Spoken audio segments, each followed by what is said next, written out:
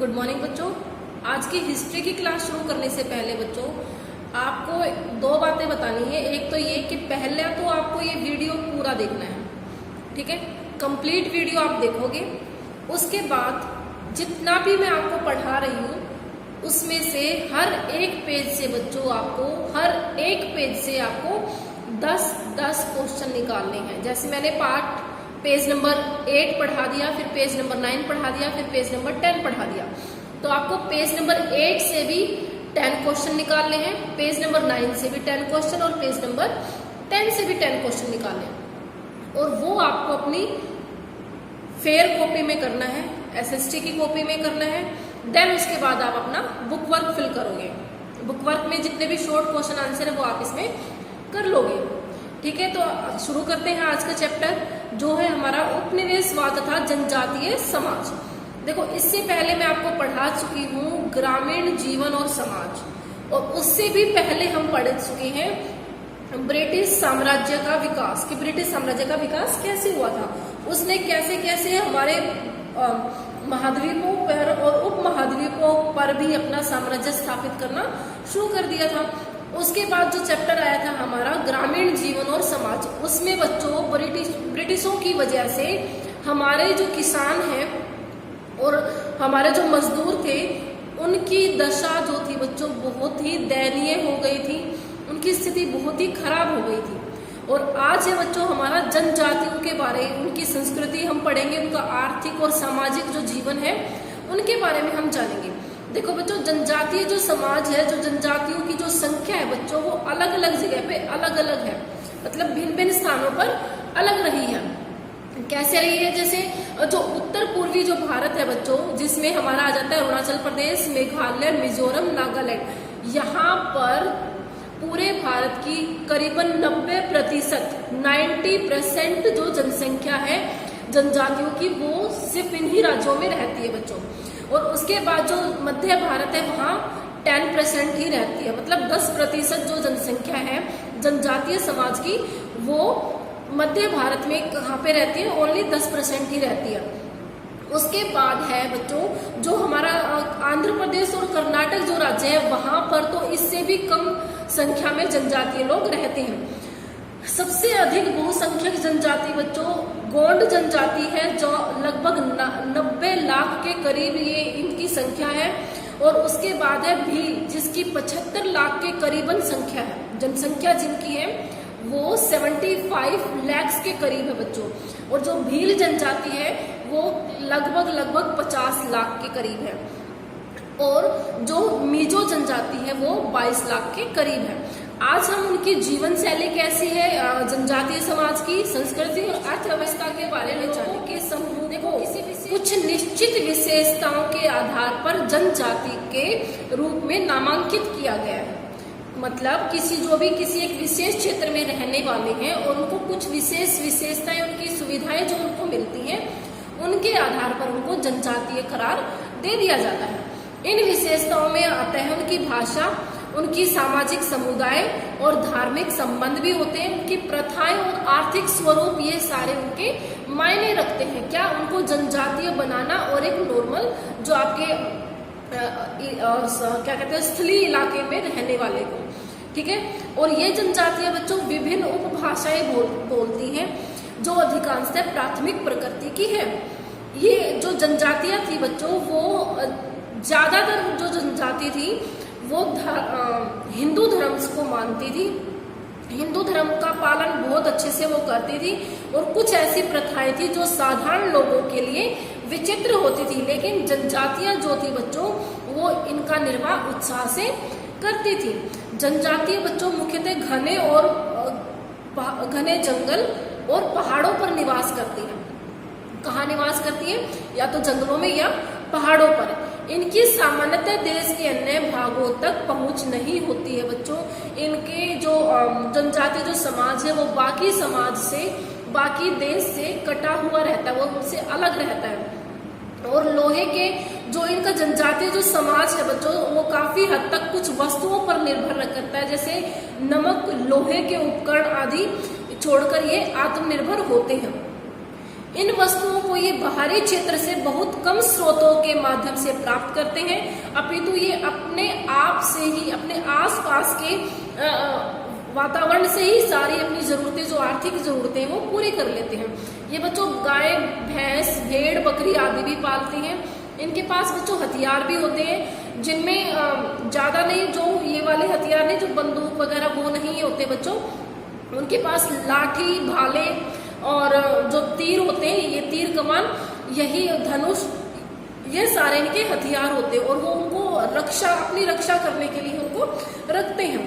इनकी जो आवश्यकता है बच्चों वो स्थानीय संसाधनों पर ही आधारित होती हैं। इनकी जो कृषि जो प्रणाली है बच्चों वो भी प्राथमिक प्रकृति की होती है। ये अधिकांशतः काट व दाह तकनीक मतलब कहीं किसी स्थान पे गए, वहां से जंगलों को साफ किया और जो कूड़ा है या जहाँ पे जो घास है उसको जलाया और उसको साफ करके वहां पे वो खेती करते हैं। जब तक वो उपजाऊ रहती है बच्चों तब तक वो वहां पे खेती करते हैं और जैसे ही फसल कम होने स्टार्ट हो जाती है वो दूसरी जगह पे अपना जाकर के ऐसा ही प्रणाली का प्रयोग करते हैं। तो जनजातियों की जो सामाजिक इकाई है बच्चों वो सामान्यतः परिवार ही होता है। क्या होता है, उनकी अपनी फैमिली ही उनका एक समाज होता है जिसमें स्त्रियां अहम भूमिका निभाती हैं। बच्चों देखो, जो आम जो आदमी है वो सिर्फ और सिर्फ उनकी एक ही शादी होती है, लेकिन जो जनजातीय समाज है उसमें क्या होता है, महिला कमाती है, स्त्री कमाती है, जिसके कारण जनजातीय समाज क्या सोचता है कि अगर उनकी एक से ज्यादा 2 या 3 या 4 शादियां होती हैं तो वो उनके परिवार के लिए बहुत ही अच्छा है। ठीक है, क्योंकि स्त्रियां कमाती और जितना ज्यादा कमाने वाला होगा वो परिवार उतना ही साधन संपन्न होगा। तो जो बच्चों उनके जो 19वीं शताब्दी में जो जनजातीय समाज है, अब हम उनके बारे में कुछ थोड़ा बहुत जानेंगे। देखिए, वर्तमान समय में जनजातियों की जो जीवन शैली है उसमें कुछ बदलाव निश्चित रूप से आए, किंतु अधिकतर लोग आज भी अपनी जो प्राचीन प्रथाएं हैं और जीवन शैली का अनुकरण कर रहे हैं। मतलब जो भी उनकी प्राचीन है, सदियों से जो उनकी प्रथाएं चली आ रही हैं उनको ही मानते हैं। वे आज भी पिछड़े और 19वीं शताब्दी में हैं और वो और भी अधिक असभ्य थे, क्योंकि उनके जीवन में किसी प्रकार की, जैसे ही ब्रिटिशों ने अपना साम्राज्य स्थापित करना शुरू किया, उन्होंने जनजातीय का जो समाज था उसमें भी अपनी दखल अंदाजी या हस्तक्षेप करना शुरू कर दिया। उनकी प्रथाओं को, उनका जो समाज था, उनका जो जीवन था, उनकी जो कृषि प्रणाली थी, हर एक चीज में ब्रिटिशों ने अपना हस्तक्षेप करना शुरू कर दिया। अब जैसे ही, और जनजातीय क्या थे बच्चों, वो ये चाहते थे अगर वो कहीं पे कोई काम कर रहे तो वो किसी बाहरी व्यक्ति का हस्तक्षेप नहीं पसंद करते थे।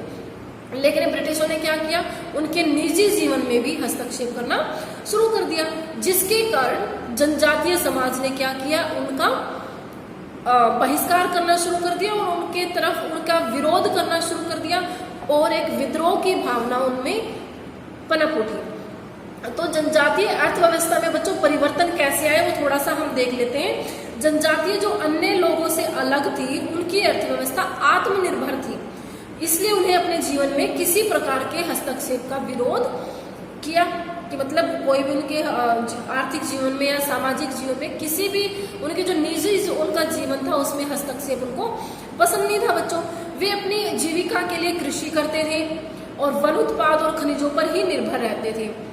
ब्रिटिशों ने उनके भू धारण अधिकार से, मतलब उनके पास क्या था, जैसे वो कहीं पे जाते थे उस जमीन को अपना बना करके और वहां पर खेती करते थे। लेकिन ब्रिटिशों ने क्या किया, जिस भूमि पे वो खेती करते थे वो भू धारण की जो उनकी अर्थव्यवस्था थी उस पर प्रतिबंध लगा दिया कि अगर आप यहाँ पे खेती करोगे ना तो आपको इसका टैक्स देना पड़ेगा। अगर आप यहाँ इसका टैक्स दोगे तो ही आप यहाँ पे खेती कर सकते हो, अदरवाइज आपको ये जमीन छोड़नी पड़ेगी और वो जमीन किसकी हो जाएगी, ब्रिटिश सरकार की हो जाएगी। तो सबसे मोटा और सबसे बड़ा कारण यही रहा है बच्चों, क्योंकि अगर आपसे कोई आपकी जमीन छीने तो आप उसे बर्दाश्त नहीं कर सकते, क्योंकि आपकी जीविका का एकमात्र साधन क्या है, वो जमीन है। और अगर वही आपसे के पास से चली जाएगी बच्चों तो हर कोई उसका विद्रोह करना स्टार्ट कर देगा। और ऐसा ही कुछ हद तक तो उन्होंने ब्रिटिशों का विरोध किया। लेकिन बच्चों कहते हैं ना, जहां पे शक्तिशाली, एक तरफ बहुत शक्तिशाली सेना और दूसरी तरफ प्राचीन हथियारों से, मतलब आधुनिक हथियारों से लैस और प्राचीन हथियारों से भरपूर साधन संपन्न थे, लेकिन उनके पास क्या थे? पुराने हथियार थे। क्या थे? लाठी, डंडे और धनुष, तीर, कमान, ये सारी चीजें थी बच्चों, भाले और यही सारी चीजें थी। लेकिन ब्रिटिशों के पास क्या था? उनके पास थी बच्चों नए आधुनिक तकनीक की बंदूकें, गोले, बारूद। तो कुछ हद तक काफी परेशान होने के बाद जनजातीय समाज ने ब्रिटिशों के सामने अपने घुटने टेकने पड़े और बाहरी समाज के साथ जो परिवर्तन था बच्चों, उन्होंने अपने आप को थोड़ा सा उधर से कटना शुरू कर दिया और उनकी प्रथाओं, परंपराओं पर भी ब्रिटिश सरकार के उनके हस्तक्षेप करने के कारण उन पर भी बहुत गहरा प्रभाव पड़ा बच्चों। उन्होंने नए नए विषयों में जानकारियां प्राप्त कर ली थी कि उन्होंने जनजातीय समाज ने, साथ ही शिक्षा के महत्व को भी समझ लिया था, जिसके परिणाम स्वरूप कुछ लोगों ने बच्चों प्राथमिक शिक्षा भी प्राप्त की। और इसी समय देखो एक और उन्होंने चाल चली कि उन्होंने, ब्रिटिश सरकार ने, कि धर्म परिवर्तन करवाने लगे। क्या कहने लगे? अगर आप अपना, क्योंकि वो हिंदू धर्म को मानते थे और हिंदू धर्म के देवी देवताओं की आराधना करते थे, लेकिन उस ब्रिटिश सरकार ने क्या कहा? अगर आप अपना धर्म परिवर्तन कर लोगे ना, हिंदू से अगर आप ईसाई बन जाओगे तो आपकी जमीन भी आपसे कोई नहीं लेगा, क्योंकि आप हमारे बन जाओगे और आप हमारे बन गए तो आपकी जमीन आपसे कोई नहीं लेगा और जो हमने जमीन ले ली है वो भी आपको वापस कर दी जाएगी। लेकिन ऐसा कुछ नहीं हुआ बच्चों। उन्होंने, जनजातीय समाज ने, बहुत से लोगों ने अपना धर्म परिवर्तन भी कर लिया, लेकिन उनकी जमीन भी उनको वापस नहीं मिली। इसी से जुड़ी हुई एक घटना है बच्चों, बिरसा मुंडा नाम का एक बहुत ही साहसी बच्चा था जो बिहार में जन्मा था बच्चों, और बिहार में 1875 रांची जिले में उसका जन्म हुआ था। उनकी देखो ज्यादा हाई फाई उनकी फैमिली नहीं थी, बहुत ही गरीब परिवार से थे। उनका धर्म परिवर्तन ब्रिटिशों ने करवा दिया था बच्चों, उनके पेरेंट्स का, ठीक है। और क्यों करवा दिया था? मैंने अभी भी बताया आपको कि अगर आप धर्म परिवर्तन कर लोगे तो आपको आपकी जमीन वापस कर दी जाएगी। जैसे उनके पेरेंट्स ने धर्म परिवर्तन कर लिया, फिर भी उनको उनकी जमीन वापस नहीं मिली। और बिरसा मुंडा बहुत ही विद्वान थे बच्चों, बहुत बड़े विद्वान थे। उन्होंने क्या किया? अपनी शिक्षा भी ग्रहण की और जैसे ही उसको पता चला कि मेरा धर्म परिवर्तन करने के बाद भी हमें हमारी जमीन वापस नहीं मिली है, तो उसने अपना वापस से हिंदू धर्म को मानना शुरू कर दिया और हिंदू धर्म के देवी देवताओं की आराधना शुरू कर दी। इससे ब्रिटिश उसके खिलाफ हो गए। जैसे उसके खिलाफ हुए, अब क्या था? वो बहुत ही बहादुर भी था बच्चों, डरने वाला नहीं था। उसने अपने आसपास के समाज को इकट्ठा किया और सबसे पहले अपनी जमीन, जो उसकी जमीन थी, देखो शुरुआत कहाँ से होती है? सबसे पहले अपने से ही करता है इंसान। उसने अपनी जमीन को उनसे छुड़वाया, ब्रिटिशों से, उनका विरोध करके, और उनको देख करके आसपास का जो जनजातीय समाज था उनको भी हिम्मत मिली बच्चों।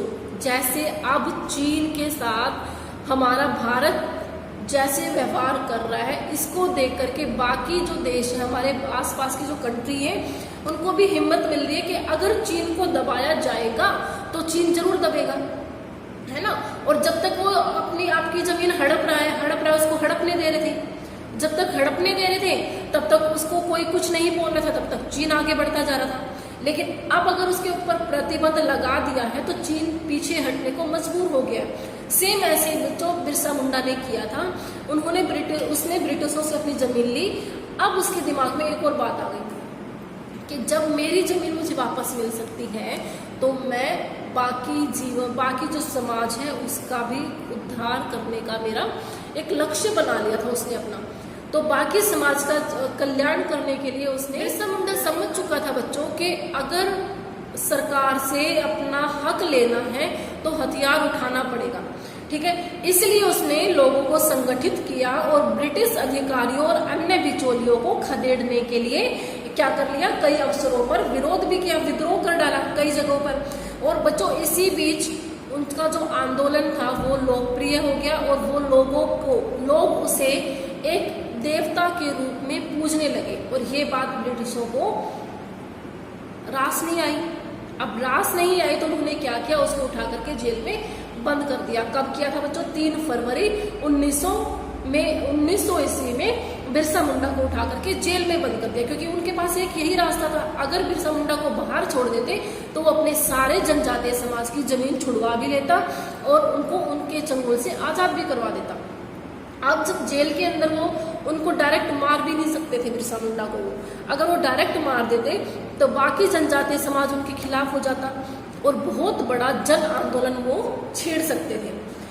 उन्होंने क्या किया, उन्होंने जेल के अंदर उनको उनका खाना पानी बंद कर दिया और जिससे उनकी तबीयत खराब होती चली गई, हालात उसके बिगड़ते चले गए और क्या हुआ बच्चों, वो धीरे धीरे करते बहुत ही बड़ी लंबी बीमारी से वो के बाद वो थोड़े दिन बाद मर गए। तो लेकिन लोगों के जीवन में, लोगों के दिलों में बच्चों बिरसा मुंडा आज भी जीवित है। अब देखिए जनजातीय विद्रोह किस कारणों से हुए, जनजातीय विद्रोह हुए। अब आपको भी इतना समझने के बाद, थोड़ा इतना लेसन पढ़ने के बाद थोड़ा बहुत समझ आया होगा कि जनजातियों ने अपना विद्रोह क्यों किए, किस लिए किए। देखो एक तो उनका शोषण बहुत ज्यादा हो रहा था, ब्रिटिश सरकार जो थी वो उनका शोषण हद से ज्यादा कर रही थी बच्चों, इसलिए उन्होंने उनके अंदर विद्रोह की भावना उठी। दूसरा, जनजातियों की जो प्रथाएं थी, पारंपरिक जो रीति रिवाज थे बच्चों, और उनमें ब्रिटिशों ने हस्तक्षेप करना शुरू कर दिया, इससे भी उनमें विद्रोह की भावना उठी। और तीसरा, वो ईसाई मिशनरी उनको बनाना चाहते, मतलब उनका धर्म परिवर्तन कर रहे थे। अब अपना धर्म परिवर्तन करने के बाद भी अगर उनको उनकी जमीन ना मिले तो भी वो, इसलिए भी उन्होंने उनका विरोध करना शुरू किया और विद्रोह की भावना उनमें पनप उठी बच्चों। नेक्स्ट, जनजातियों का दमन होने लग गया था, मतलब वो उनको उनका विनाश करने लग गए थे बच्चों, उनको मारने लग गए थे। अब कोई अपनी जाति का विनाश होते हुए नहीं देख पा रहा था, देख पाएगा, कोई भी नहीं देख पाएगा, इसलिए भी उन्होंने विद्रोह कर दिया और कई हद तक कई इलाकों पे उन्होंने अपनी जीत भी हासिल की थी बच्चों। नेक्स्ट है, देखो सरकारी अभिलेख हमारे क्यों, ब्रिटिशों ने ही सरकारी अभिलेखों का निर्माण किया था बच्चों, उनमें भी जनजातियों का जिक्र है। उनमें से भी हमें बहुत सारे ऐसे दस्तावेज जनजातीय समाज के लिए हमें मिल सकते हैं।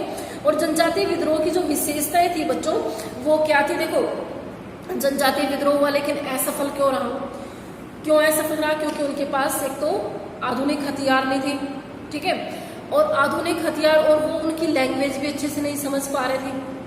बहुत सारे ऐसे कारण रहे हैं बच्चों जिनसे जनजातीय विद्रोह जो था असफल भी रहा और वो उनका कामयाब होने में थोड़ा, देखो कुछ हद तक कामयाब हो, लेकिन कुछ केंद्र बिंदु है जैसे छोटा नागपुर का पठार, ऐसे कुछ इलाके थे यहाँ पे जनजातीय समाज के बहुत बड़ी संख्या में यहाँ पे जनजातीय समाज रहते थे, जिनमें ब्रिटिश भी जाने के लिए, उनके क्षेत्र में प्रवेश होने के लिए उनको भी थोड़ा असहजता महसूस करनी पड़ी, किनको, ब्रिटिशों को।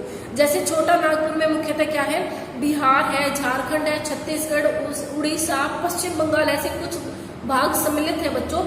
और जो प्रथम विद्रोह हुआ था, प्रथम प्रमुख विद्रोह जो हुआ था 1820 में कोल जनजाति द्वारा हुआ था। इन्होंने क्या किया, ब्रिटिशों के हस्तक्षेप का विरोध किया और ब्रिटिशों ने बहुत से गांव जला डाले, कई लोगों को हिंसात्मक रूप से मार दिया और 1827 में यह विद्रोह समाप्त हो गया।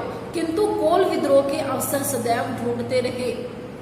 जब 1830-31 में मुंडा जनजाति ने ब्रिटिश के विरुद्ध विद्रोह किया बच्चों, तब कोल जनजाति भी उनके साथ मिल गई थी और उन्होंने भी साथ मिलकर के उनके साथ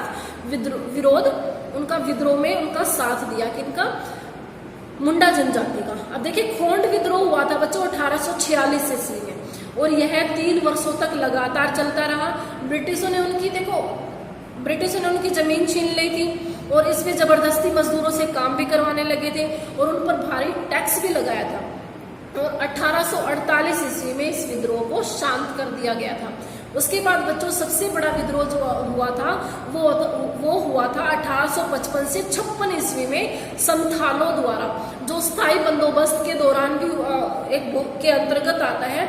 और उन्होंने क्या किया था, उनकी भूमि स्थायी बंदोबस्त के जो अधिनियम था उनके अंतर्गत उस जनजातियों की जो भूमि थी बच्चों, उसका क्या कर दिया था, उनसे भूमि से बेदखल कर दिया गया था। और ये भी छोटे जमींदारों का क्या हुआ था, उनकी भूमि को जो जमींदारों को दे दिया गया था और जमींदार उनको वापस जमीन देने के लिए मना करते। क्यों? क्योंकि भारी टैक्स अगर वो जमा नहीं कर पा रहे थे, और टैक्स अगर जमा नहीं कर पाएंगे तो उनको क्या होगा? टैक्स नहीं जमा कराए तो बोला, मैंने पिछले चैप्टर में बताया था, टैक्स नहीं जमा करवा पा रहे थे तो उनको क्या कर लिया जाता था? उनकी जमीन ले ली जाती थी। ठीक वैसे उनके साथ हुआ, तो विद्रोह का जन्म अपने आप ही होना था। उसके बाद बच्चों जो उत्तर पश्चिम का है, देखो उत्तर पश्चिम में निवास करने वाली जो जनजातियां बच्चों, वो गारो, खासी, हजोक, जैंतिया, बहुत सारी ऐसी जनजातियां हैं, और इन जनजातियों की भी भूमि हड़प ली गई थी और इनके निवास स्थलों को भी नष्ट कर दिया गया था, अतः इन्हें भी विद्रोह करना पड़ा। यद्यपि इनके अधिकांश विद्रोहों ने छोटे क्षेत्रों को ही घेरा, लेकिन फिर भी ब्रिटिश सरकार को कुछ हद तक ये लगने लगा था कि हाँ, जनजातियों से पंगा लेना, जनजातियों से भिड़ना उनके लिए थोड़ी बहुत भूल थी। लगभग इसी समय 1830 ईस्वी में बच्चों कुमार रूपचंद के नेतृत्व में सिंघपों ने भी विद्रोह कर दिया, और जो प्रथम उत्तर पश्चिमी विद्रोह था बच्चों, वो नोंगखला जो है कि तिरुत सिंह के नेतृत्व में खासी द्वारा किया गया था, और ये 1829 से 33 ईस्वी तक 4 वर्षों तक चला था।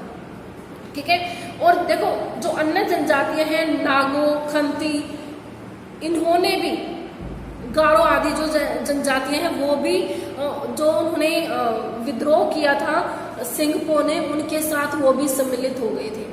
ठीक है, और नागा जनजाति ने भी 1844 ईस्वी में विद्रोह किया बच्चों, और वो भी 3 वर्षों तक ब्रिटिश सेना से की मुश्किलों के सामने अड़ी रही थी। कुकी जो जनजाति है बच्चों, वो वर्तमान में मणिपुर में रहते हैं, ने 1826 ईस्वी में, फिर 1844 ईस्वी में, फिर 1849 ईस्वी में ब्रिटिशों के क्षेत्रों पर धावा बोल दिया, जिसमें बड़ी संख्या में लोगों की हत्या की गई थी बच्चों। और 1850 ईस्वी में अंततः इनका भी दमन कर दिया गया था, इनको भी दबा दिया गया था, समाप्त कर दिया गया था। और ये ब्रिटिशों के द्वारा बनाए गए अभिलेखों में बच्चों आज भी इनके जो अक्स हैं, जो अंश है, वो जो चैप्टर आपका कंप्लीट हो गया है। ज़्यादा बड़ा नहीं था, इसलिए मैंने एक ही वीडियो में इसको बना दिया है। अब आपका काम बनता है बच्चों कि आपको ये चैप्टर कैसे समझ में आया।